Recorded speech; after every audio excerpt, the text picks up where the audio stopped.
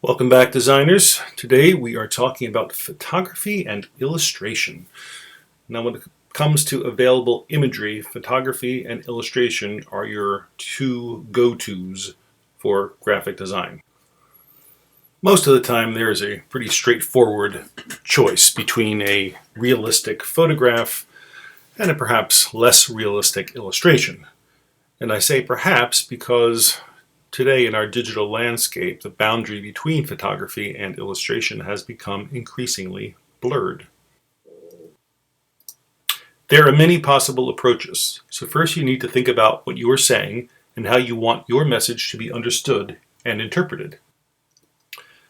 The direction you decide to go in will depend a great deal on the industry in which you are working and who your target audience is. For example, you would probably choose the more traditional route of gorgeous scenic photography for the often more conservative, high-end travel market that frequents the Four Seasons, like we see here, as opposed to the millennials who purchase Apple products. Photography is often the go-to because for many clients, it's crucial to show the product that they're selling.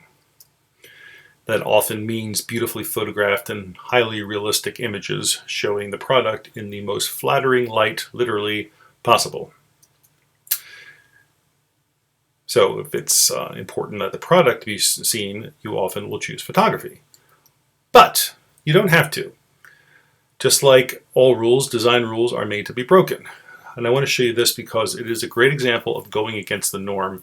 Plus, it's a wonderful example of successful branding. This is the J. Peterman Company, and their whole look represents an aspirational lifestyle. They say that, quote, "Our selections enable our customers to feel transported to a world full of travel, adventure, and romance, a world where the uncommon journey creates the memories we cherish most. The company's history is rooted in this aspiration, and we try to live up to it every single day." So this is a company that sells clothing, and yet they are choosing to represent their product through illustration and not the more common route of photography.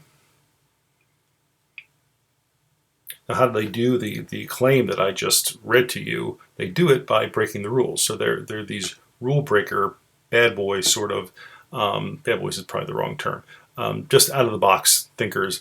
And that's who they're marketing to, and that's how they market themselves. So quirky, I guess is a good word. So their owner's manual, they call their catalog the owner's manual, and there's a number 178 on there. That's how many have come out.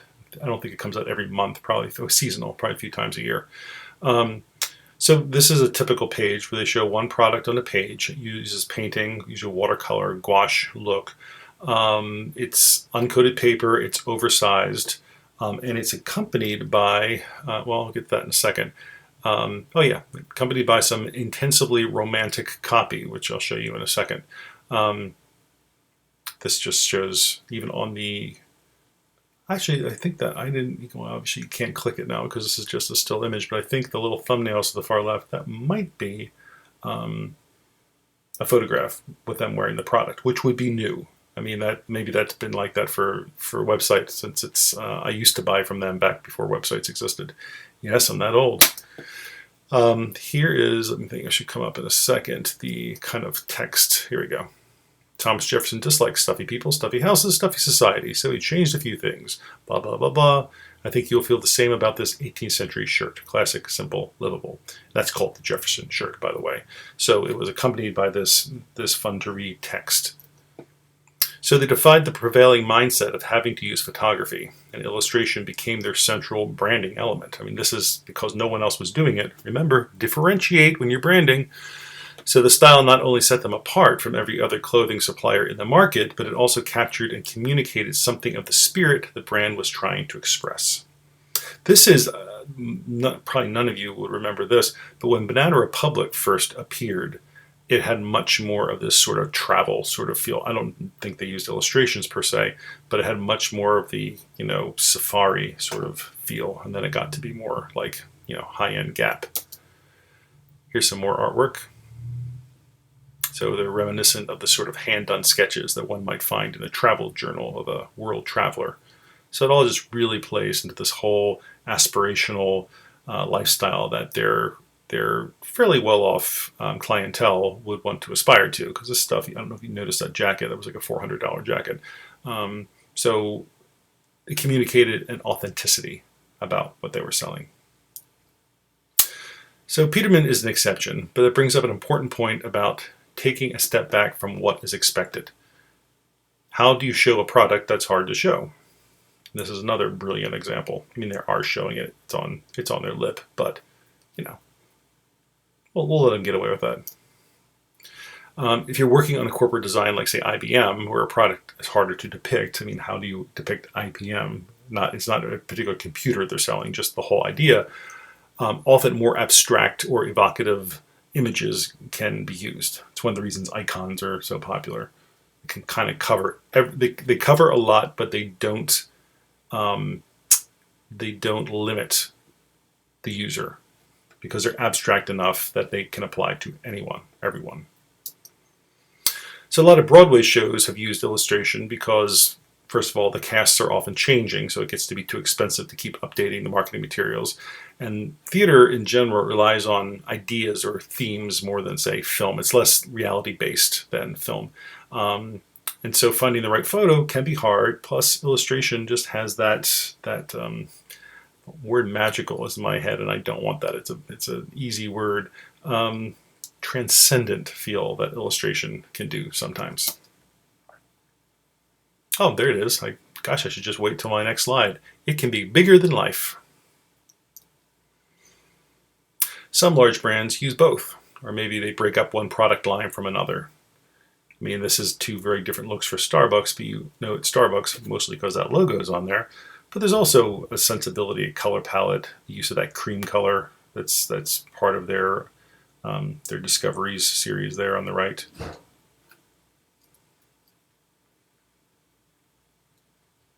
And often if they use photography for their main products, they'll use illustration for more ancillary branding efforts like a rewards card or something like that, not their main advertisements. So you have to ask yourself, what emotion or tone are you trying to convey? There's two different posters for Death of a Salesman. They both give a very different feel of what that evening of theater is going to be like. And the one on the right is all wrong. The one on the left is much closer to the spirit of the play. Sometimes a single technique is inadequate to communicate the nuances of a brand, so custom combinations are invented, which once again, the digital landscape allows us to do. When you combine different images, you can say something brand new. Delicate art alone can evoke, in this sample, a look of old etchings and sort of an old feel, but when these offbeat images are put into these unusual pairings with these unusual colors, they make a more contemporary statement.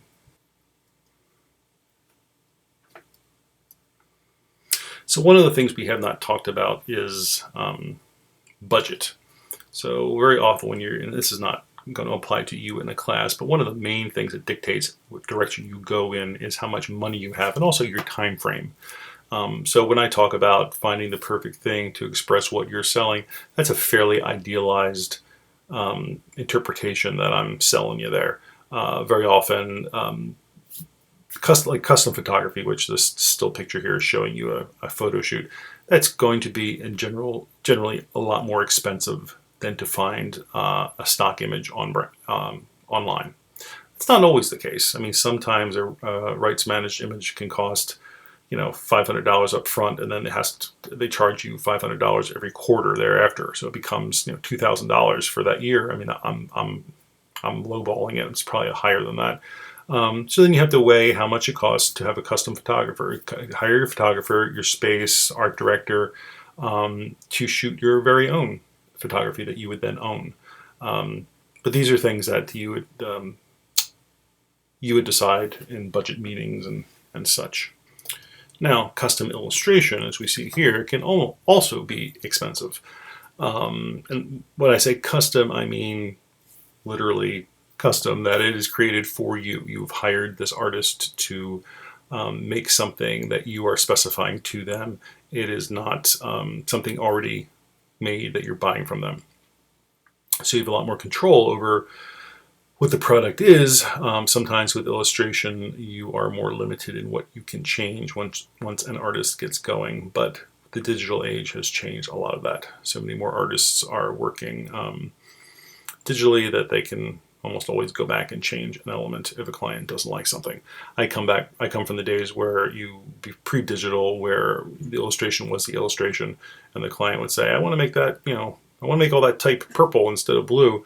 You just really couldn't do it without possibly having to redo the entire illustration, which would cost more money. So photo montage is a great workaround. It can save a lot of money. This example here, I'm pretty sure that's 3 different sandwiched photos. That car is probably in a studio. That man is also in a studio, both in front of a screen. A seamless, we call it. It's a white screen that the person can be easily cut out of.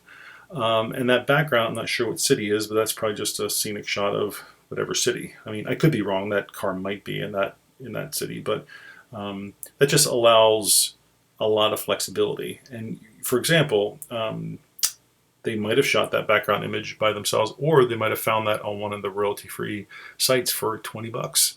So rather than flying to, let's just say that's Singapore, going to fly to Singapore and bring their car and bring their model, which is what it looks like it could be. No one's going to be able to pay the money for that. So to do digital manipulation is the way to go. Also, you can use it when you're doing something that's impossible to shoot. I mean, this is impossible because A, the guy has a gecko hand, and secondly, because he is outside on the window, which you really, I don't think insurance-wise you could ever shoot this. You can also combine layering effect to get a more illustrative look to create your own narrative. You can take just 2 images and 2 unlike images, put them together, and you're sort of telling a little story. And that also straddles the line of like, is that illustration? Is that photography? Other options are already existing stock photography. And there are various categories for that, for stock photography. I'm showing you Getty Images, which is one of the preeminent one, and it's a very good one. So this is when, like, you see the Duomo there in Florence. Now, like I just gave the example with the car. Why fly out a whole crew to take a picture that has already been photographed 5,000 times by other photographers who actually live there? So that's kind of was where stock photography began. For travel stuff, it's great because it's just cost prohibitive. And let's see what my next one is. Oh, yeah, here's one. This is just another collage example, which I really don't need. I think I've made my point about cutting people out, putting them on backgrounds. And we will get back to this combination of illustration and photography, and taking photographs and transforming them into high contrast illustrations is a way to move these models, for example, the models in the pictures, away from their actual identities.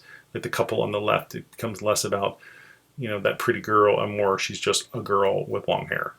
And it becomes more about that tableau of the couple almost kissing than it is about those 2 particular models or actors.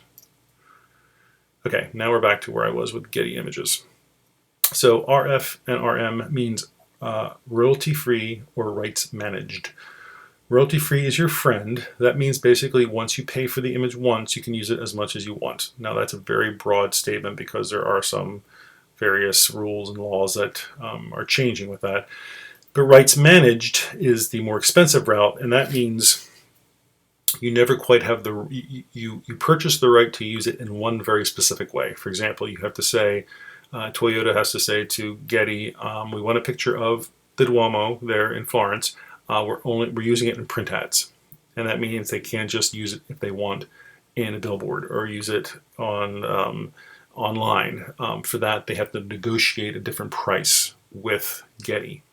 And the other thing about rights managed is it's much more elite, and it's something that you have to have a big budget often to use. You have to negotiate every 4 months or every 3 months, I think quarterly, and you have to pay for it again. So suffice it to say, unless you're working for someone really high-end, you're not going to use rights managed. You're going to use royalty-free. Getty and Alamy are 2 of the best ones that have both. And most have both, but you have to specify when you're searching. If you want, you can see there on the left in my screen capture under license type, it says royalty free or rights managed. You want to make sure it has a little RF on it. Now there's different kinds of royalty free stock. These are less expensive stock houses, and Shutterstock, being the top name I have there, and the screen capture is the preeminent one. They sell subscriptions. So what I do, I pay $100 a month, and I have access to get as many as 50 images from Shutterstock, and they have vector illustrations as well as photography. So it's a really good deal. It also lends itself to things like photo montage, because I can get several images for my monthly subscription and then put them together into something really cool. I think that's why I was showing you this stuff, because those are combinations of things you couldn't really photograph, but you can put together with pieces, like Into the Woods there. That's probably, if you even take the people out of it that were obviously shot separately, those are still probably about 4 or 5 different images sandwiched together. Illustration Studios, this is the illustration equivalent of rights managed. I'm sorry, of actually more like Shutterstock, where you buy a subscription, and then there are agencies that represent certain illustrators. So this is also much more high-end. In this case, you're usually hiring the illustrator based on their portfolio, and they're going to do something custom for you. And I just put those websites on there in case it's something you want to look into. Other options are things like the Professional Association, AIGA, for graphic designers, as well as Behance. And Behance in the upper right is part of the Creative Cloud, Adobe's Creative Cloud. It's basically just a portfolio site. I shouldn't say just, but that's basically what it is. There's some people on there for just amateur reasons. They just want to have their stuff online. Other people are selling. But it's a good place to look for inspiration, or very possibly to purchase work from an artist. And I think this is my last slide. The last two are public domain and free. We love free. Public domain is basically just things that have, after a certain amount of time, I forget how many years it is, 50 or 60 years, something that was previously licensed can enter the public domain, which just means that anyone is allowed to use it. And the art example I have there is something I did for St. Mary's College of Maryland, and that's all these editorial images, historic images that I wouldn't be able to purchase. I mean, you wouldn't be able to find those, first of all, and I wouldn't have the right to use them. But once they enter the public domain, you're guaranteed that you're allowed to use them. And then the free ones are just some various sites that have free stuff, and they make their money by selling banner ads and such. And I think that is the end. That is the end. So that went on longer than I thought. Really did this to kind of just help you with your the ad you're doing for your rebranding project, to just help you get your thoughts together. Anyhow, until next time, I don't think there's a quiz for this one. Lucky you. See you soon.